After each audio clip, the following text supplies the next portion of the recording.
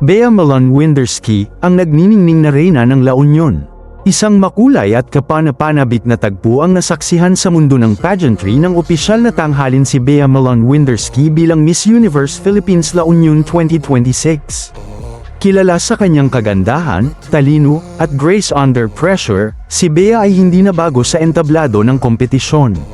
Mula Miss Earth patungong Miss Universe Philippines. Bago pa man ang kanyang tagumpay sa La Union, si Bea ay kinilala na sa international stage bilang Miss Earth Water 2024. Isa sa pinakamataas na titulo sa Miss Earth 2024 na pageant.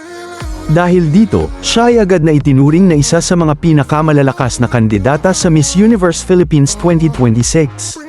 Sa kanyang journey sa pre-pageant events, kapansin-pansin ang kanyang elegance at fashion sense.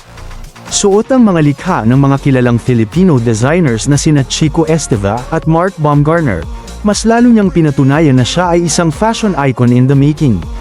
Hindi naging perpekto ang kanyang coronation moment nang muntik pang mahulog ang kanyang korona habang siya ay binibigyang parangal. Ngunit sa kabila nito, nanatili siyang composed at graceful, isang patunay ng kanyang pagiging tunay na reyna. Ang insidenteng ito ay nagbigay pa nga ng mas makataong aspeto sa kanyang tagumpay, na lalong minahal ng mga manonood. Sa kanyang karanasan, karisma, at dedikasyon, si Bea Malone-Windersky ay inaasahang magiging isa sa mga pangunahing contenders para sa national crown ng Miss Universe Philippines 2026. Marami ang naniniwala na kaya niyang dalhin ang Pilipinas sa mas mataas na antas sa international pageant scene.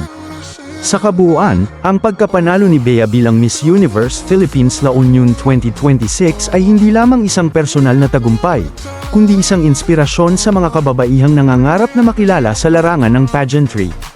Ang kanyang kwento ay patunay na ang tunay na kagandahan ay nasusukat hindi lamang sa panlabas na anyo, kundi sa lakas ng loob at dignidad sa gitna ng anumang hamon.